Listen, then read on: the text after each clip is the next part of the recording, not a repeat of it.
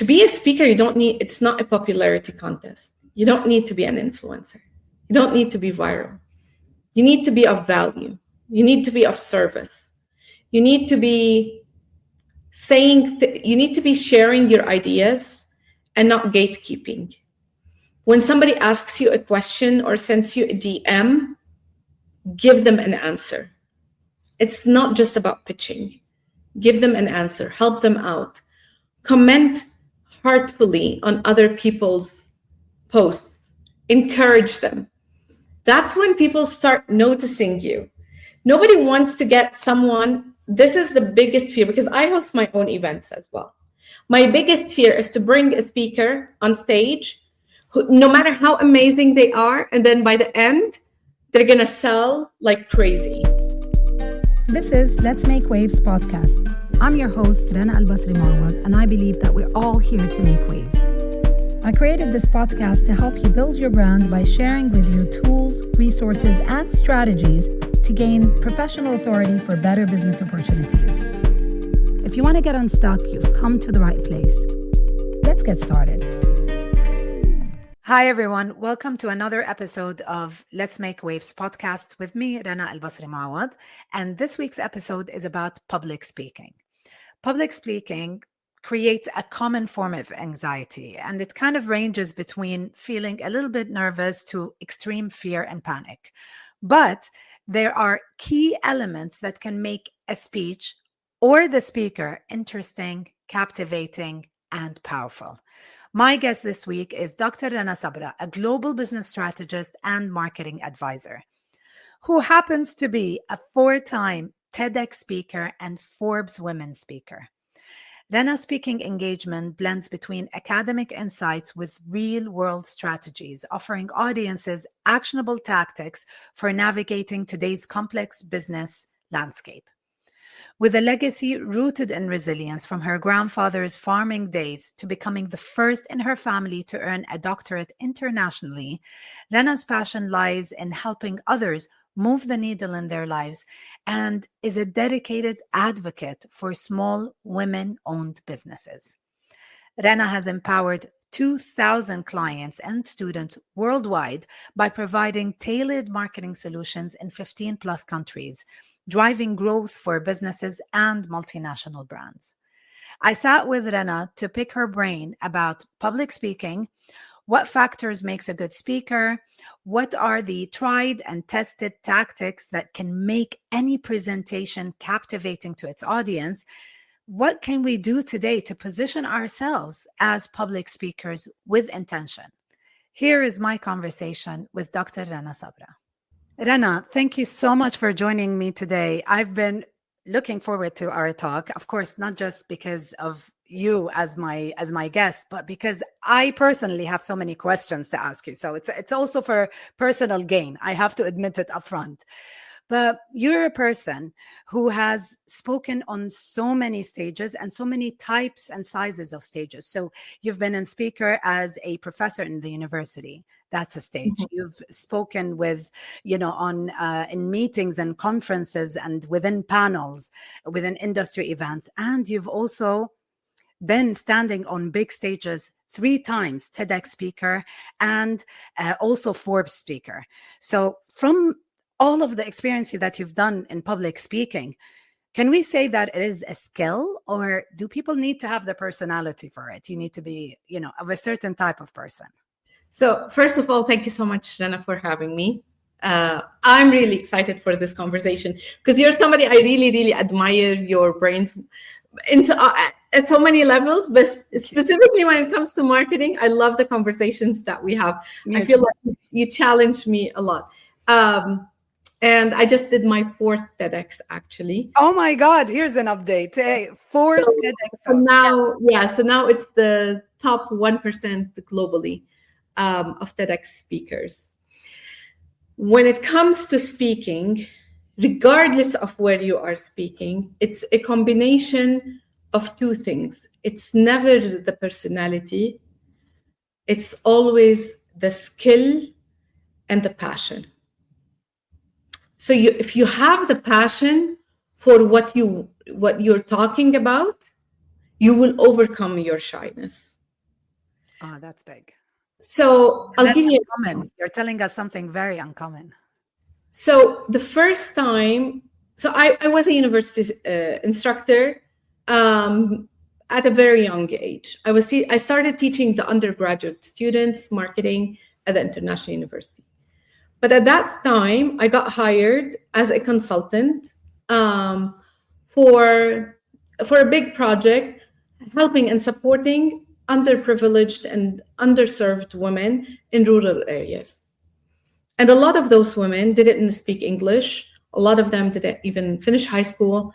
And all what I had to do was to teach those women how to promote and how to market their homemade products, jam, I don't know, like the different stuff that olive oil, soap, and stuff. And remember, those women didn't have like a high, like college education. So they don't know what's marketing. And I teach marketing in English. And I was so scared. And I went there with my PowerPoints and everything. And then I got there and we were literally sitting at somebody's balcony. So there was no place for the PowerPoint. And the supervisor who was helping those women manage all of their products and so on, he came to me and he was like, some of those women will not be able to read what you have on the PowerPoint. So, and that was the beginning when I realized, because I have so much passion for marketing. Yeah. And at the same time, I have the passion for helping women. When those two combined, I figured out a way to deliver the message. So when I went back to college, to the university, I switched the way I was teaching in the classrooms. It's not that I ditched the curriculum, it's just that I approached the curriculum in a different way. So now every time I'm on a stage, I'm in a classroom, I'm in a mastermind, all what I'm thinking about is how passionate I am about the topic I'm talking about.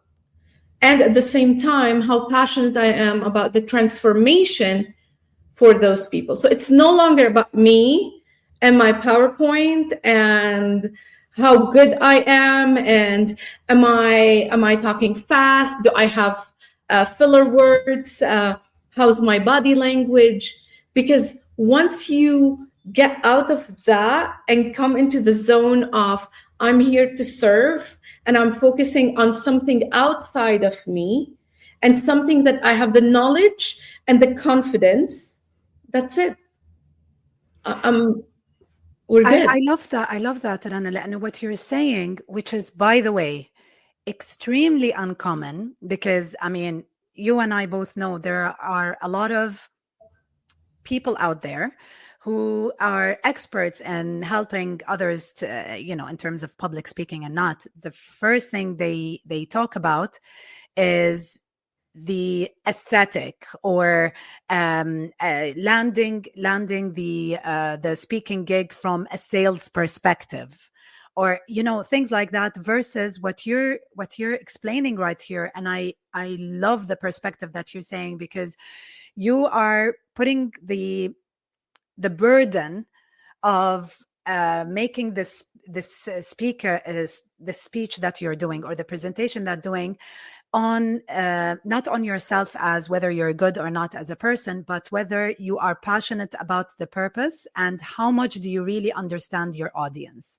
You've kind of shifted that angle of thinking. Yeah. And it's very important. I would love to elaborate, if you can elaborate on why is understanding the audience so important in making you a good speaker, or in making the topic that you're going to talk about a good topic towards to have.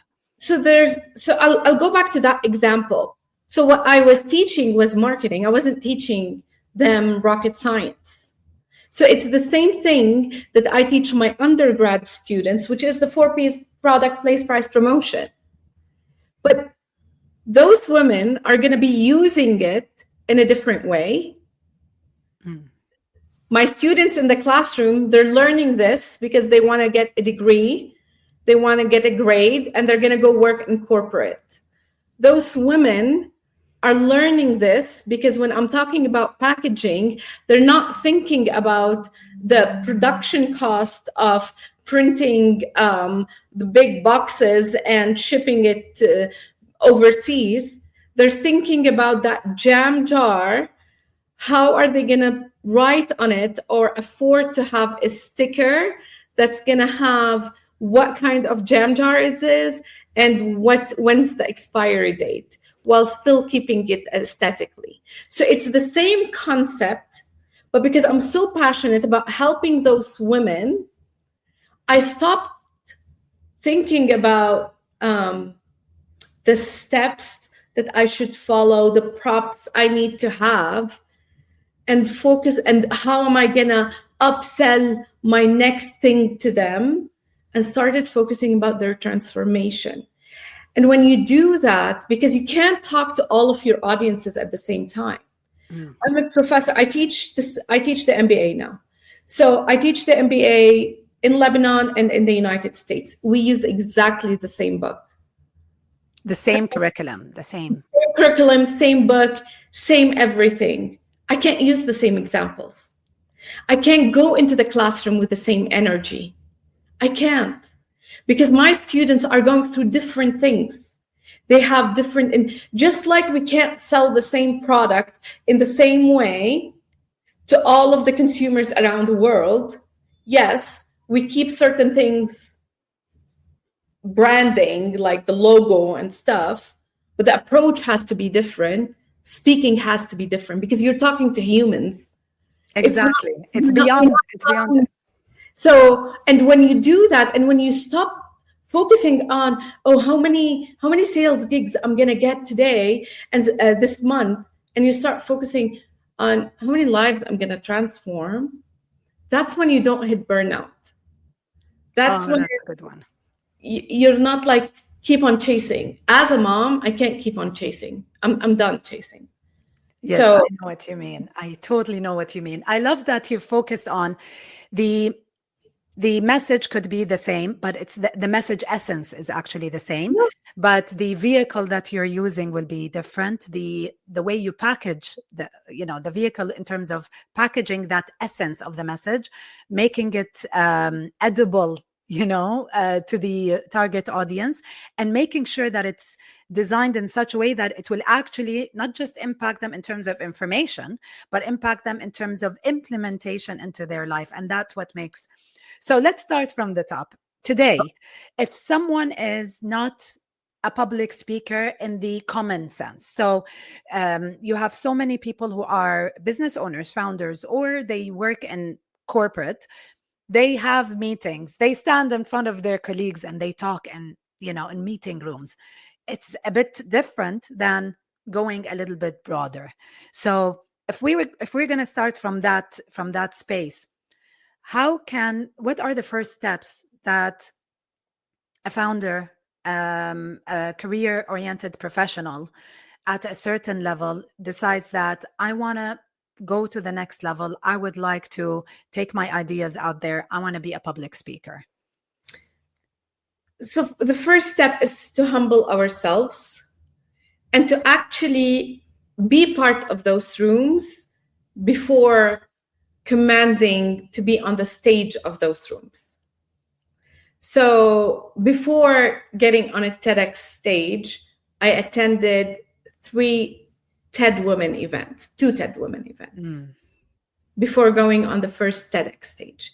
So this is the first thing, because you need to know the rooms you want to be in. Because sometimes you go into rooms, you think that you want to be. So for example, I thought I wanted to be on a certain stage. And then when I went into their room a couple of months ago, I realized that's not my room. That's not the so I didn't waste the energy putting into getting on that stage.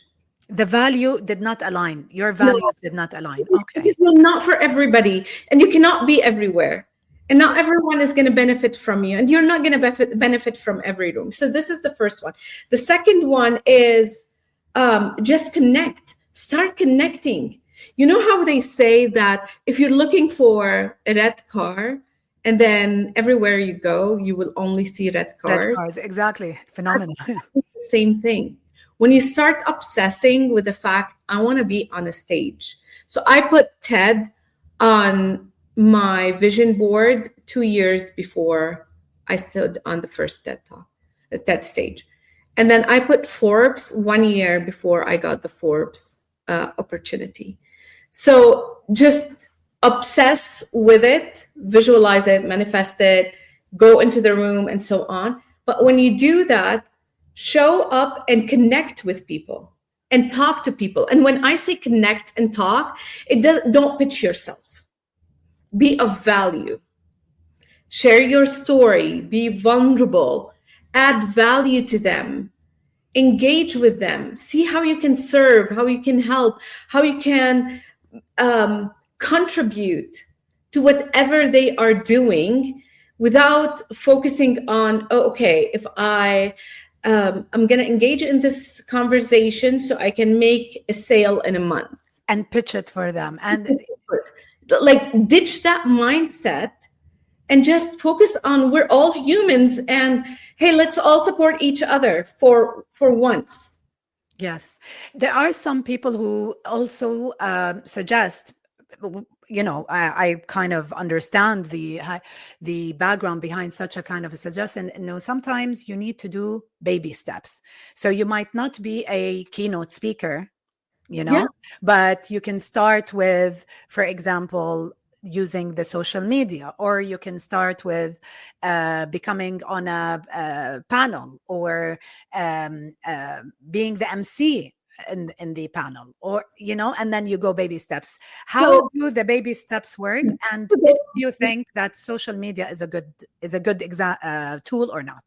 Okay, so first of all, to get to those baby steps, to get to the panel, and panel is a big thing. It is. It's true. To get to the panel and so on, you need to get to know the people. So to know the people, you need to do both parts. And I think we've had previous conversations, both of us, on the importance of the in-person and the social. They need to go hand in hand.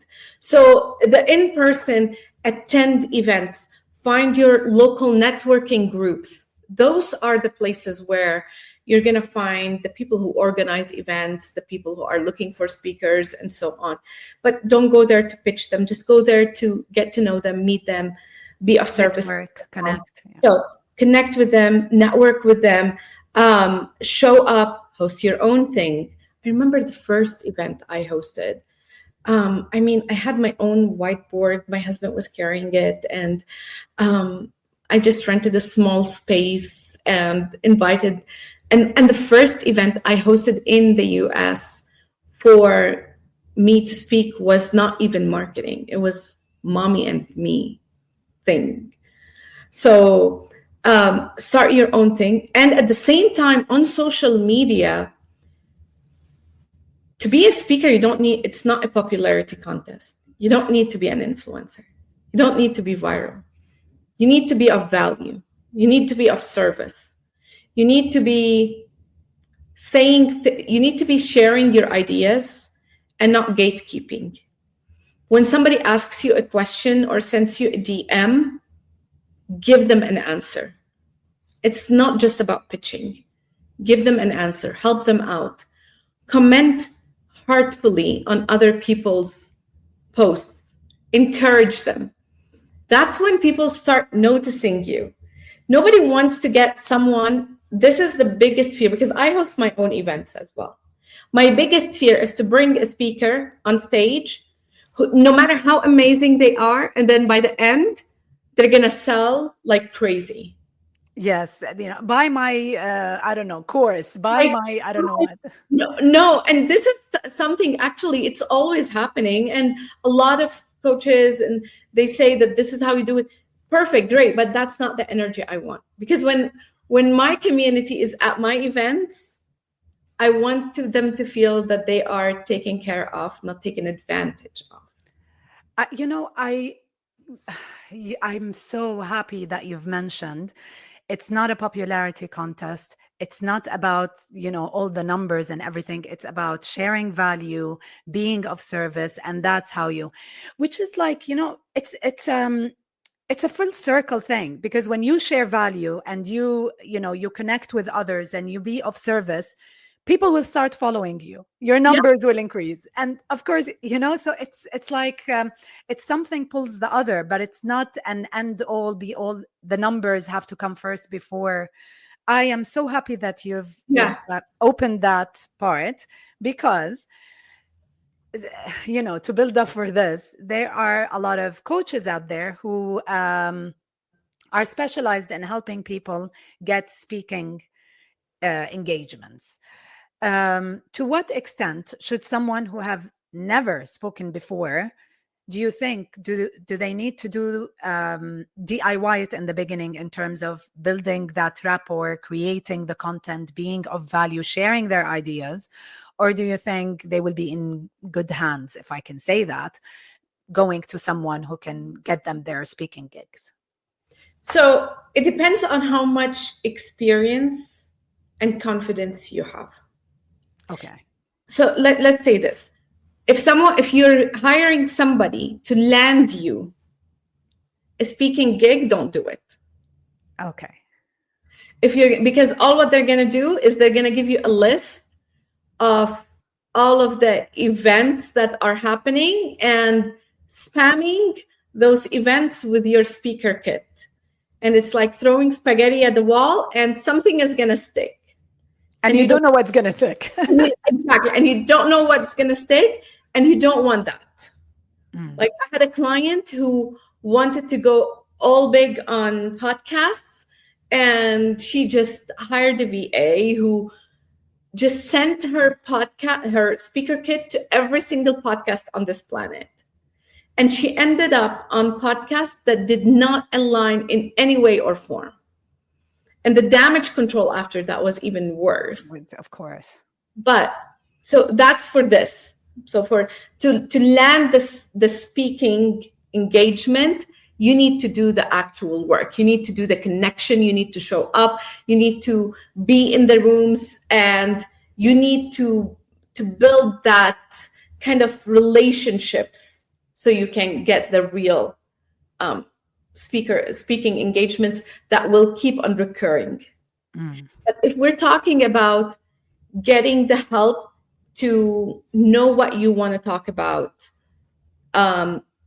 getting help in preparing yourself, like practicing and so on, yes, a lot of people do need the help with that, and how to present your message in the right way. And to control your nerves. I mean, public speaking is one of the scariest things. Yes. But again, because I also teach communication skills. So for the MBA graduates. So I can teach them how to move their hands and how to move their body, and when to lower their voice and when to increase their tone of voice, and all of that. But if they're not confident about what they're saying, there's nothing I can do. And if they're not passionate about it, there's nothing I can do. So before you even get to hire a coach or start pitching and so on, figure out what it is that you love talking about and you have the knowledge about it. And then let's look into, okay, who needs to hear this, how you can help them, and so on. Does pitching yourself have to include like a speaker reel, or, that media kit that you need as a speaker? Okay. So yeah, not only you need to do the homework, but you also need to have the material to present yourself. And you need to have the speaker kit. So it depends on the event you're applying to and how big it is. Some of them, they request that you do, for example, that you show them how much engagement you have on your social media. And for me, to be very honest, with all due respect, I don't like to apply to events where all what they care about is how much engagement I'm going to bring them. because Quid per quo, like we're going to give you the stage, you give us the visibility. exactly. Um, I want those who are focused more on the topics and whether or not I can create a transformation for their audience. But everybody is interested in seeing a video of how you speak, and that video doesn't need to be on social media, actually. So some of them, they would ask you for the specific topic that they have, they ask you to record a video of 5 minutes. Others, they would ask that if you have a video on YouTube that you would share. So for example, I have a video on YouTube that's private that I would share sometimes. Now that with the TEDx, I share my TEDx, but still some, they ask for a specific video just for their event. Yes, like, and just for the topic that you're choosing. Snippet of what it is. But definitely everybody needs a speaker kit, and the speaker kit has to have your image, a photo of you, your bio, the topics that you would talk about, if you've spoken on stages before, and stuff like that. So if everything goes well and you feel that you've taken all of that confidence, and I think showing up on social media, because it's an owned platform, it's yours, will give that confidence, because repetition gives confidence. You kind of ace the topic. How do you know your topic is a nice topic? Even if you're passionate about it, maybe it's not the right topic, So every single story has an audience, and your story is not yours. So your story is someone else's kind of guide or transformational guide. The thing is, you need to be, because even if I'm talking about marketing, if I don't put it in a story, I'm not going to be able to create a transformation.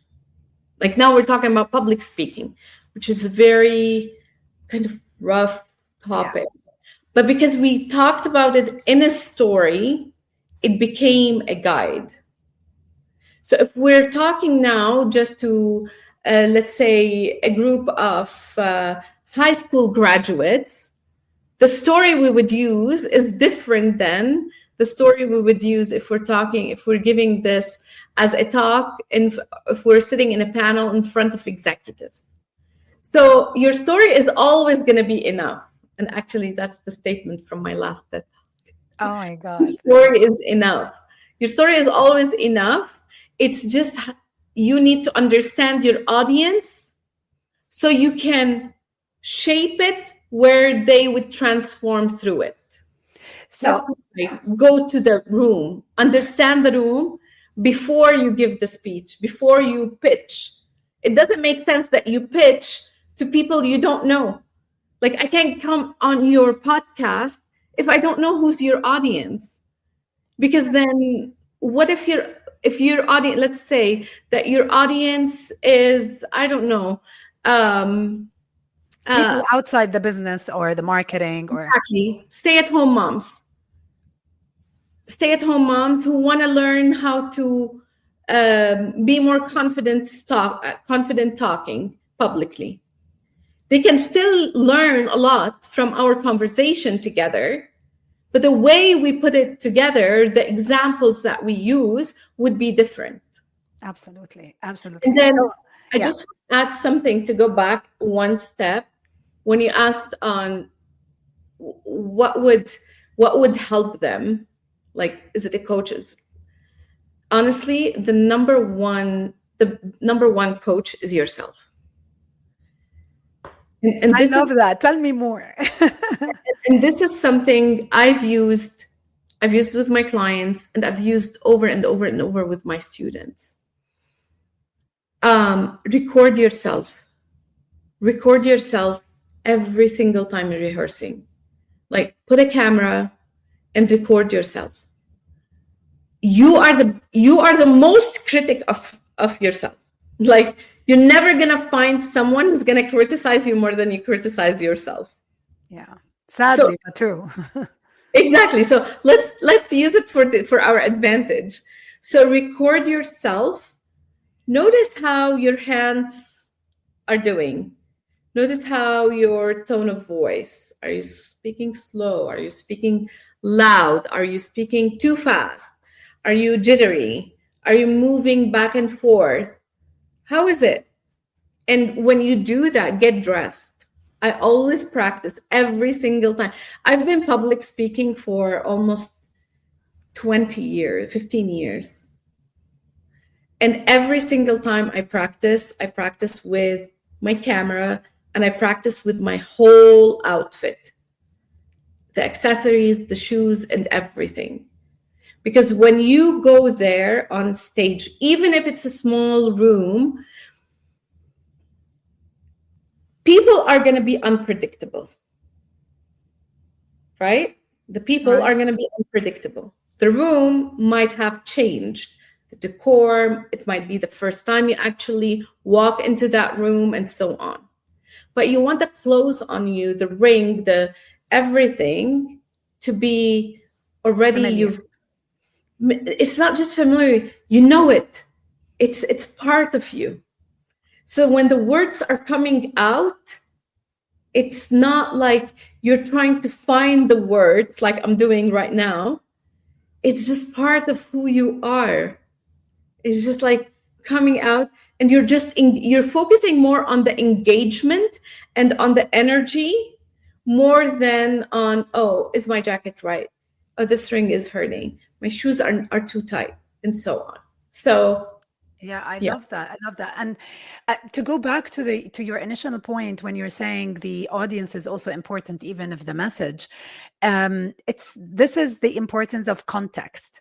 Like I remember, when I was still in corporate, I used to tell my, the interns or people on my team who were the young executives on the team, when we were presenting something, I'm like, this is your part. You need to present this. I would tell them like, you need to give context, so if you're the person who's going to present the numbers for this project, give them a context. And the context, when you do it, you can say it as a story. So, and the story is about the event or the activation that we did, and you're talking about data, and it's so, numbers could be so boring to present, but I would say, Overwhelming. yeah, I was like, so if you want people to not look at their phones or type something on their laptop, and you want, the especially senior executive to see that you were an active part of the team on this campaign, start with giving them context. Start with, and you will ease up, your nerves will ease up, because then you'll be telling them what you were doing and how did we reach. By the time you get to the numbers, they're on board. So I'm so with you on the context and understanding your speaker very much. Yeah, I want to ask you, because you are a person who is on, you come from the background of brand and marketing. What are the key elements when you are presenting, like when you're building up that deck or the speech that you want to put out there? What are the key elements to make your presentation memorable or impactful? What are the key elements other than storytelling? Because you were very clear, storytelling is a... So it's not about being flashy. Okay. The flashy stuff works, but it's for some people. Again, it goes back depending on your audience. Like I remember last year we were at an event and the speaker just had this money gun, started throwing at us money, and it was a huge turnoff for all of the women in the room, depending on your audience. But having props always helps. Okay, that's a good tip. So having props help, having visuals, and be as dramatic as possible with visuals. So having the PowerPoint where it's all like bullet points, this doesn't work. Because people don't remember bullet points, but they would remember an image. So I remember like in one of my presentations, and now I use it all the time, I have an image of a war-torn building in Beirut. And that image, the minute it goes on, it gets everybody's attention because it's dramatic. And don't put too much images of yourself because it's not about you. So be dramatic with the visuals, have props with you, try to move as much as you can. Okay. Engage with questions for them. So ask them questions that would take them some time to reflect on. And the best, and like, I never do a workshop, a presentation, something, except for the TED because we're not allowed, without having workbooks. For them to participate, for your audience to participate. Okay. Yes. Because then, and don't give them the notebooks where it's just lined, just put in the effort. Show them that you've put in the effort. With ChatGPT, like you can create a workbook, like put your presentation in ChatGPT, it's going to give you a beautiful workbook within minutes. So that they would follow with you. So you're not just standing there. Let's say your presentation or your workshop is for 2 hours or an hour. So you're not just talking for an hour. Let them, it's all about them. It's not about you. So let them go back and work. So if I'm talking about branding, for example, instead of me showing them examples of, oh, these are the projects I worked on, or, oh, these are the different rules you should follow when you're doing branding, I would be saying, this is what we did. I use storytelling. And then I'm like, how would you apply this to your brand? And they would have a space, they would answer, and then we would engage. So if you want to say 70% I'm talking and the other 30%, let them talk to each other and to me, because that's how you have transformation is going to happen. Exactly. So this is amazing, because these are speaking like tips, especially if you are a person. I mean, if you are in corporate, this is going to help you so much. It's going to add so much value to your personal brand, especially with the senior leadership. It will show not only that you're focused on the result of a project or the status, but also on the attention to the details. So I completely love that. But also, if you are a coach or a consultant or a trainer or anything like that, you are showcasing to your client or to your audience how it is all about them, and how involving them is part of the process of getting all of that information. I love that. I love that you've mentioned these. Do you think, or from your experience as a speaker in different forums, that these kind of details, the homework that you do, the work that you do when you are on that stage, when you are in that conference room, is all part of the skills that will make you a better speaker? Or do you think that this is just overrated, these are just fluff? No, this is what's going to separate you from everybody else. This is what's going to make you create your personal brand. Your personal brand is what people are is not your logo, and it's not how many followers you have. It's what people are going to feel when they are in your presence, and what they're going to say about you when you're not in the room. That's the textbook definition of personal branding. So what I want people to feel that they're being served when I'm in the room. And I want them to say about me when I'm not there, that I gave them value. And no one is going to receive value if I just go on stage and just talk about my story, no matter how amazing my story is going to be. If I don't help them reflect on theirs, and if you don't help them bring that transformation, because the problem with, and we know that in coaching and so on, people buy courses. I bought so many courses. Yeah, we all do. It's part of growth. I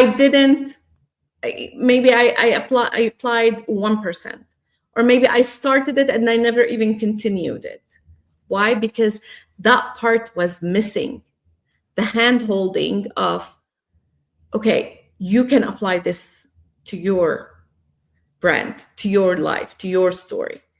So when you give them that booklet, when you ask them those questions, when you give them the time to actually, sometimes you don't need, if let's say you don't have the capacity to print or something, all what you have to do is do the round tables. Tell them, ask them if it's within the context, ask a question and say, okay, discuss this among each other. Every round table has 6 to 8 people on it. Just giving them that space to think, to reflect, to talk, that's where the transformation is going to happen. Absolutely.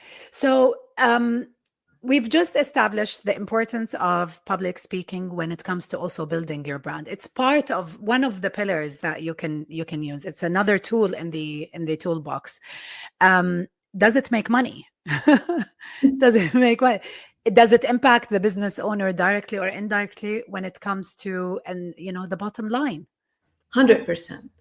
So it makes money when you start getting on big stages that actually pay you a lot of money to speak on. Okay.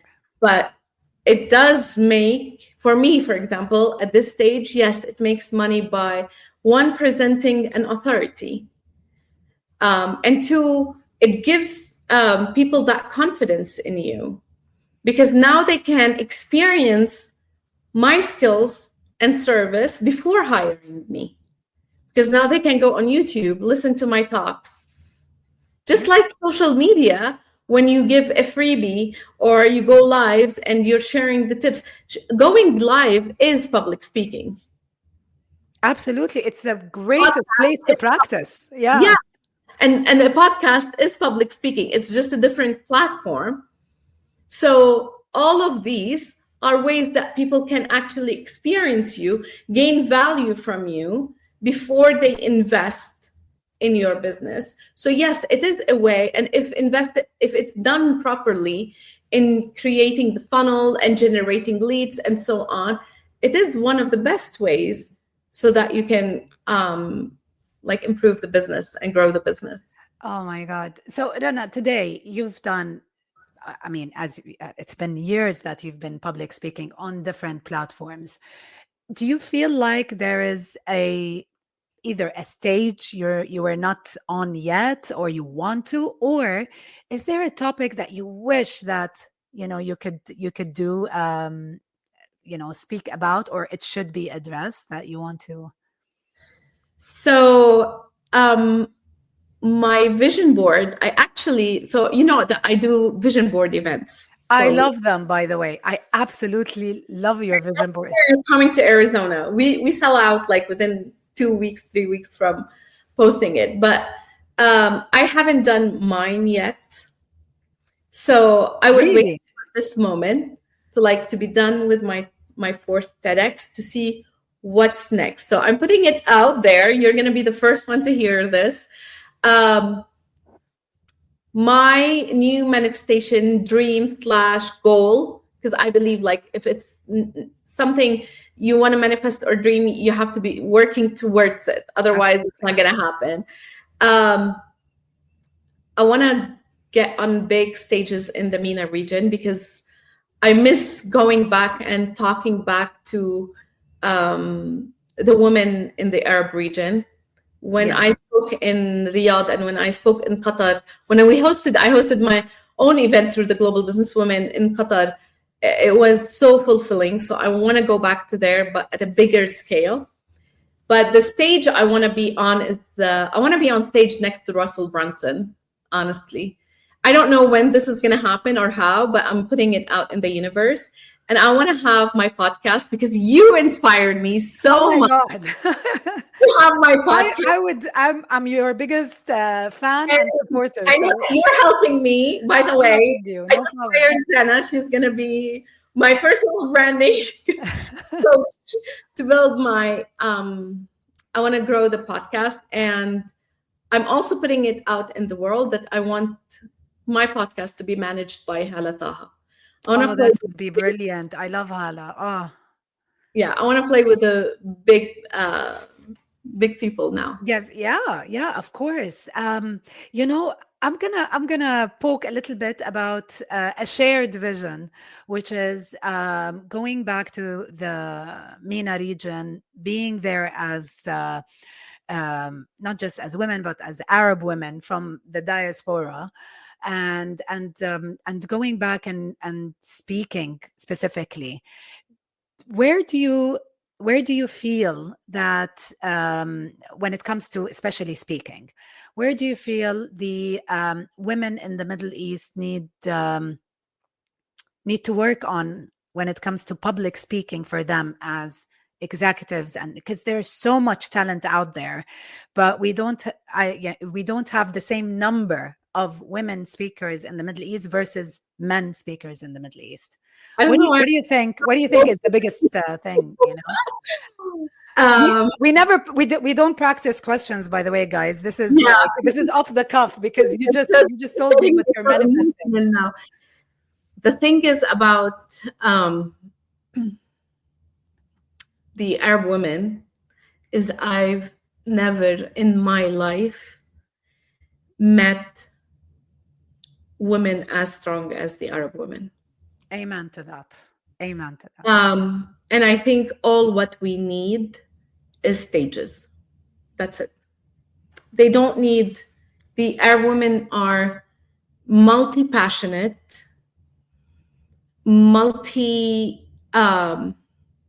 they're capable to speak about so many different things. Absolutely. And they have the talent and move the talent. There is talent everywhere around the world. But the Arab women have knowledge. Yeah. And I think that the Arab culture, and I'm saying this as a university professor. I'm not saying this as a business consultant or coach or anything like that. As a university professor, our culture, it's not an option not to go to college. Yeah, we're very highly educated. Yes. So the Arab women are extremely educated. And you have to remember, a lot of those women are extremely educated in spite of the culture that some of them live in that refuses their education. So that shows you how determined they are and how much more they've absorbed their education and they're proud of their education. But what they're missing is the stages. And I teared up because it was interesting as I was preparing for the last talk. So in the last talk, I said a statement about I was very vulnerable, and it was about the ripple effects, and it was about how I was faking it for so long, and I lived fake it till you make it, and how the day I graduated my doctorate, and I graduated from one of the top business schools in Europe, that was the day I felt like a fraud. I should have been like so proud, but I felt like a fraud because I was so worried somebody would look at my research and would say, and my research was both qualitative and quantitative, and I graduated with no need to make any changes, which doesn't happen often. And I was so worried all the time that somebody would look at my research and think she's not good enough. Oh my God. And my wake-up call was one of my students. So at that time, I just had graduated. And after I graduated, I started working with the Lebanese University. And a couple of years later, I was teaching the pharmaceutical MBA program. And it's the only program in the MENA region. And one of my students, listen to this, Rana. Oh my God. Goosebumps everywhere. She's a pharmacist. She has a PharmD. She has a master's in clinical pharmacy. She's doing a pharmaceutical MBA, and she still thinks that she's not enough. Oh my God. Yeah, And she that's doesn't have enoughness. Yeah. the education. And that's when it hit me. When we keep on, that's what imposter syndrome does. It keeps on telling you that no matter how much you achieve, you're not good enough. And unfortunately, this is all what the Arab women are struggling with. They just need somebody to tell them, you're good enough. Just what you have is more than enough. Share it. This is all what they need. Oh my God, Yani. Oh, this is such an heartfelt thing. Uh, you're making me speechless. Like I don't even know where to go from this. But I totally agree with you. I mean, it's for the longest time we've played by someone else's rules, and it's like about being in rooms where yeah, if you're in it, being the only female in sitting, having a chair on that table and all of that. But I am so optimistic, and I'm so happy, and I'm so elated that so much progress have come, and there's beautiful light at the proverbial tunnel. We're out of it now. Some countries are better than others, cultural nuances, absolutely. But I'm gonna join you in saying let's manifest, guys. Other than Dr. Rana, maybe the next event will be, let's say, Riyadh. Riyadh. Riyadh, we're coming, and I'm gonna be there with her, because because why not? And I'm sure this is a call out to the amazing women that I've worked with, or who listen to this, or the amazing men who support a lot of female-owned businesses and stuff like that. Let's make Riyadh happen. Let's get it going. So I'm so excited about this. I'm so excited. I didn't know we were gonna announce it. Thank you for announcing. I think we should. And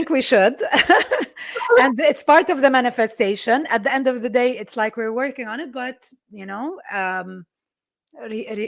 think Riyadh, we should be there soon, and we can't wait to partner and to be with amazing women from Saudi Arabia, from different countries in the GCC, different countries in the Levant and North Africa. I mean, there's so many amazing women out there, and I can't wait for a space that we can call like a mastermind, where it's like you're pollinating ideas, and I'm just putting it out there. I just honestly, all what I want is I just want to meet them all, because as much as I'm grateful and I love being here, and the community that I've built here in Scottsdale and in North America and so on.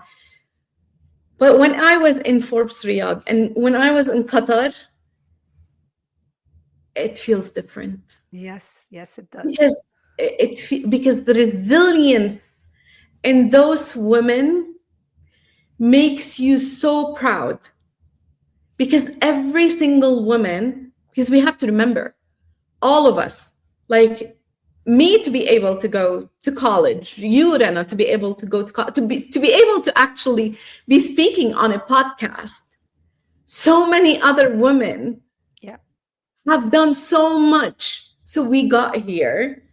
And I just want to keep us pushing forward. Absolutely. And every single one in whatever stage inspires me and teaches me a lesson and everything. So, oh my God, if there is any opportunity to give back, to learn, to exchange, on board 100%. Yeah. So my last question for you was what are your next things? I think that's the one that you kind of shared with us, and I think that's like one of the most inspiring next step in terms of not just speaking. We're talking about public speaking, but also in terms of purpose and in terms of doing something that has a purpose that is very dear to your heart and to what you believe in. So I just want to put that out there.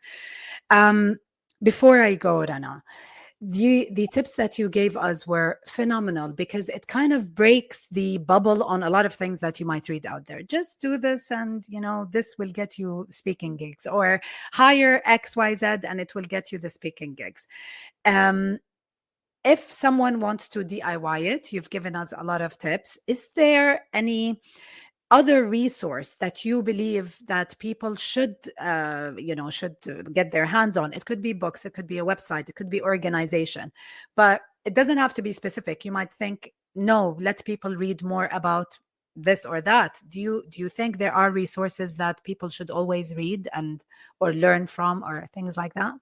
I honestly believe, I'm a big believer that you need to follow yourself. So what you need to keep on learning is your industry. Whatever your industry is, just keep on learning and growing in your industry. Have all of the knowledge. Because when you have all of that knowledge and you go on stage, on a podcast, live, whatever, you're confident. But if I tell you go follow XYZ on, like, for example, when somebody gives you a sales pitch and you're just reading it step by step as it is, you're a robot. And people don't want to connect with robots, because we have to remember that information, whatever information you're sharing, people are able to Google it. And ChatGPT and AI, and now Google AI is even way more advanced than ChatGPT and so Absolutely. on. They're able to get it. People are in that room or are listening to the podcast because they want you. They want your perspective. They want your style of saying it. They want your story because there's something in your story that they resonated with. So the only source you need to focus on is strengthen your knowledge in your industry and become the best in what you offer.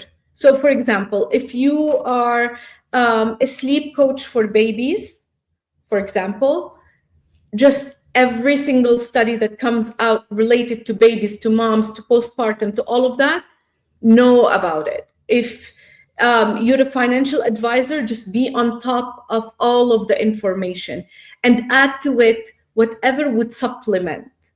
So study about stress management, so broaden your perspective rather than go get a book about public speaking and read it, because nobody wants another robot. People want you. If you have a tick, if you stutter, people want you.